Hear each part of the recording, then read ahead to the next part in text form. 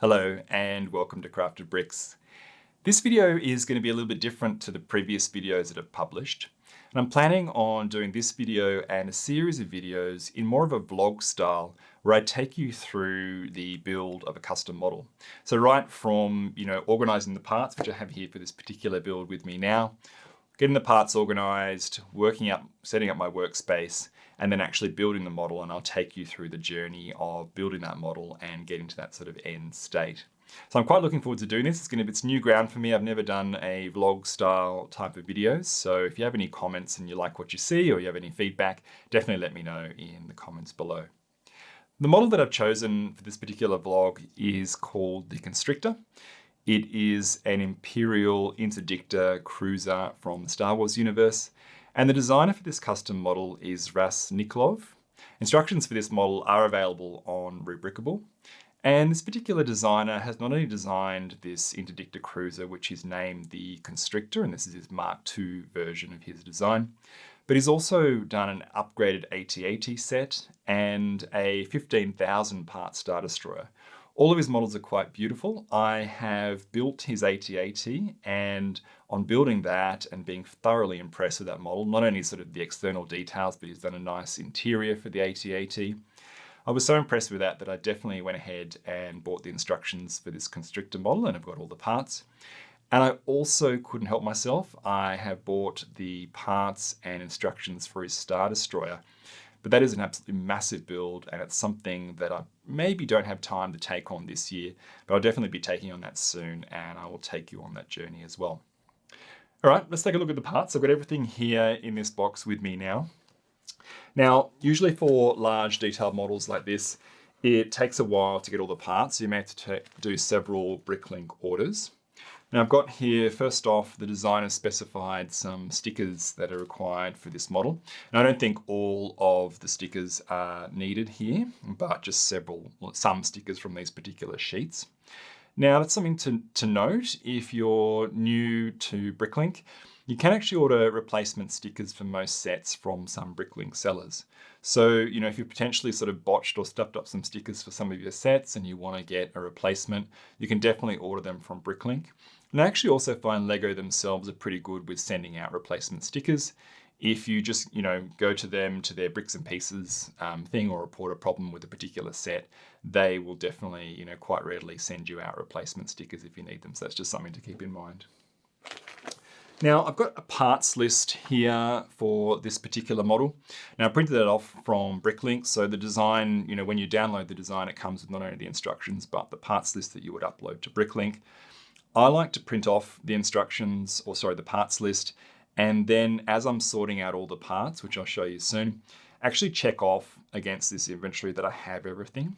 There's really nothing worse than getting, midway through a build and realizing that you don't have some of the parts that you need. It can be quite a frustrating experience, and that may mean that you've got to place, another Bricklink order, or potentially go and scavenge parts from some Lego sets that you own. And it can be really quite disruptive. So, one sort of tip to do would be to actually do this exercise. It's a little bit time consuming, but when you're sorting out all your parts, check off that you have everything before you start your build, so that you sort of don't have that frustrating experience of missing parts midway through a build. All right, let's have a look at all these parts. So as I mentioned, 4,450 parts in total for this particular custom model. And this is everything here. This is going to be an exciting build. I think this is going to be a really, really interesting build and fun build to do, and it's going to create a beautiful model at the end of it. Before I switch to different camera views and show you how I go about sorting all the parts out, I just wanted to mention something. For those of you that haven't ordered parts from Bricklink before, the great thing about ordering parts from a Bricklink seller is that most Bricklink sellers will kind of pre-sort the parts for you in a way. So they'll often provide parts of a particular type in the Ziploc type bags. So I can see I've got some plates here. Here are some Technic elements, for example. Here are a whole lot of pins.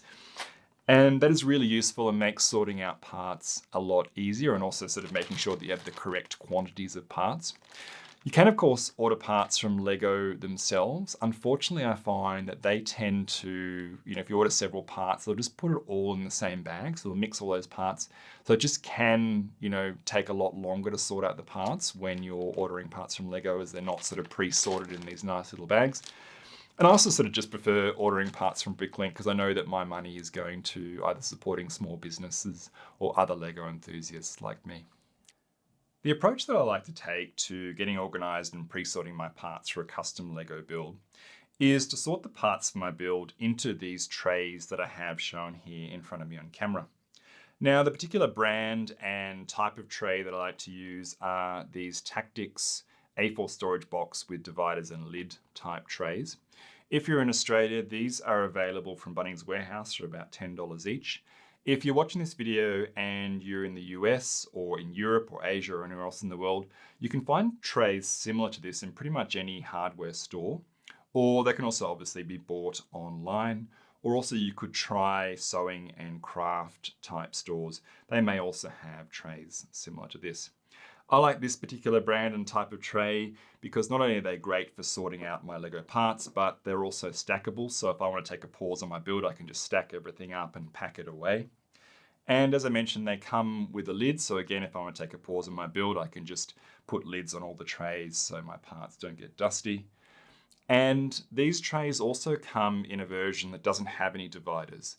And I like these because these are great for putting in any of the large parts that don't necessarily need to be sorted or may not fit into these trays with the dividers.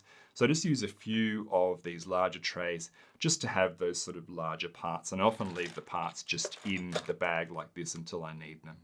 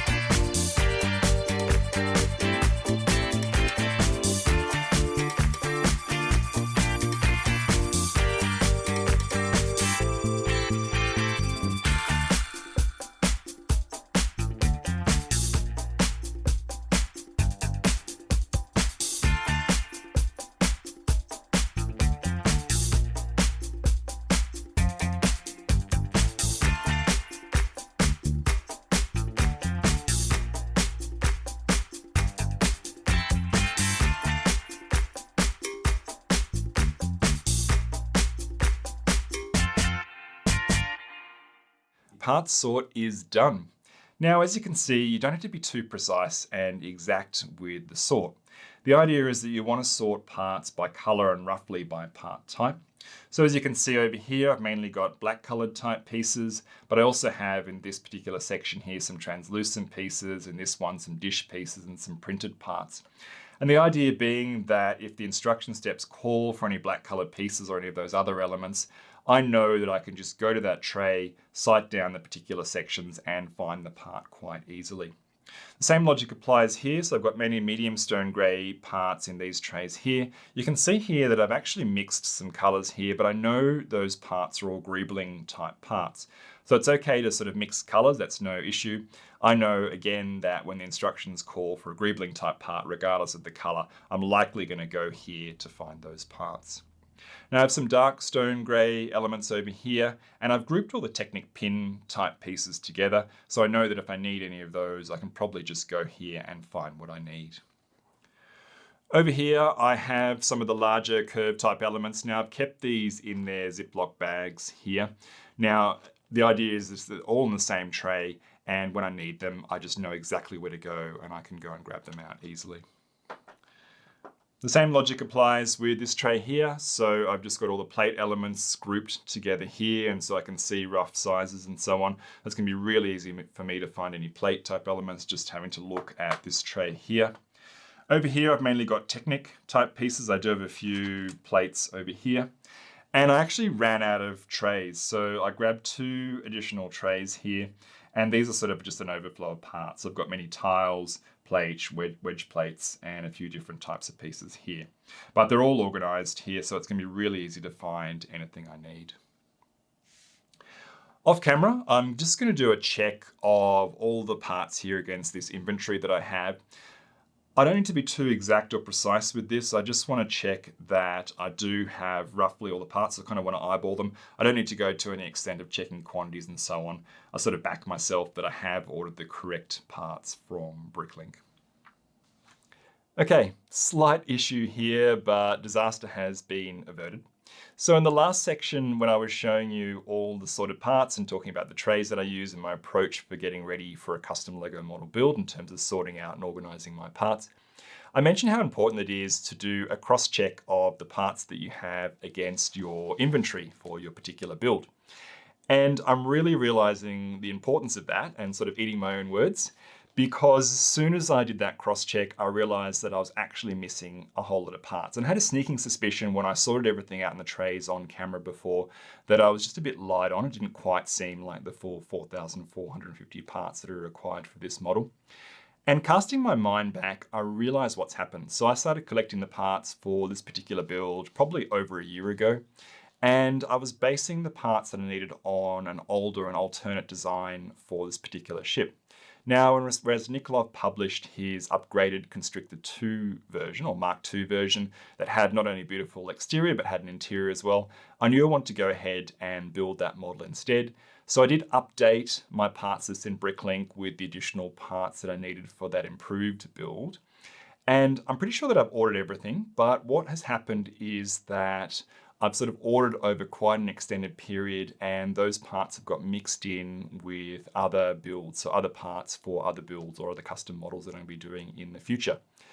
So it's probably taking me almost a day to just go through all those other boxes, find everything I need, cross-check this all again. I've gone a little bit more thoroughly this time and actually cross-check quantities as well. I don't normally do that in so much detail, but you know, when you sort of have that realization that you don't have everything you need, it is a little bit unnerving, and especially as I want to film this build for you guys so you can come along the journey with me. So yeah, really important to do that cross-check, you know, no matter how sort of small or large your custom Lego model build is. So I'm going to switch views now and just show you all these parts again. I've sort of organized things a little bit differently, and I've set up this space to get ready for build as well. As you can see here, quite a difference. Definitely after hunting down the parts that I was missing after doing that inventory check, I've expanded out into 10 trays total.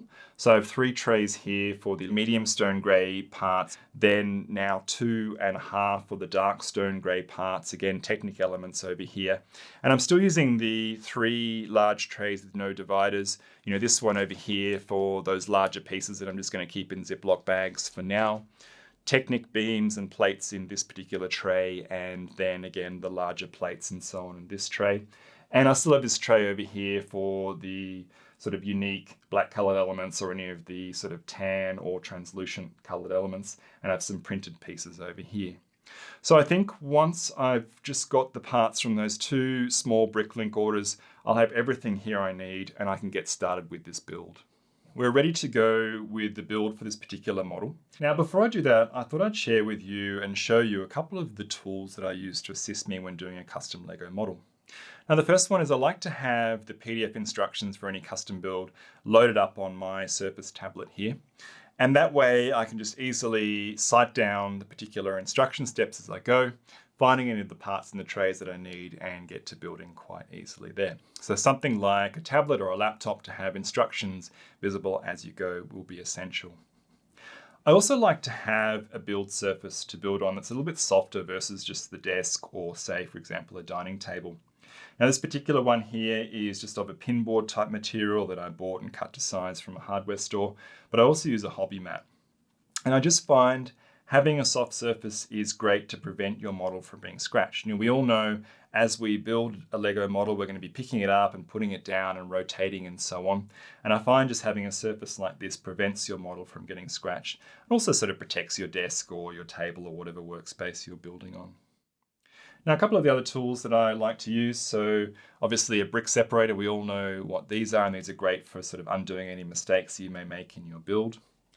I like to use tweezers to apply my stickers. Yes, of course, you can just use your fingers, but I find, applying stickers with tweezers just is that much easier, and you can definitely place your stickers a lot more accurately.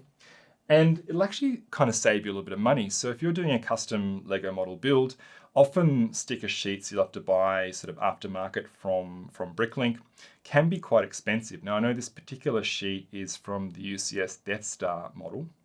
And, I want to make sure that when I'm applying any stickers from this particular sheet, that I'm just going to have to do it once and do it properly, and then I don't make a mistake. That's going to save me a little bit of money because I don't have to go and buy another sheet if I botch any of the stickers. So tweezers, I think, are great for applying stickers.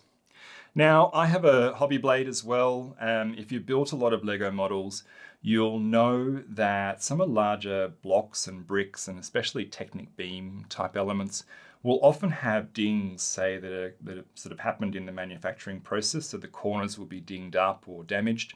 And I often find just nicking off those damaged corners with a hobby blade can actually save the part, and you can kind of orient the piece with that sort of nicked or damaged corner inwards in your model, so it's not visible externally. And often, that'll sort of save the piece and also ensure that the pieces seat correctly together. So not essential, but just something that I like to do.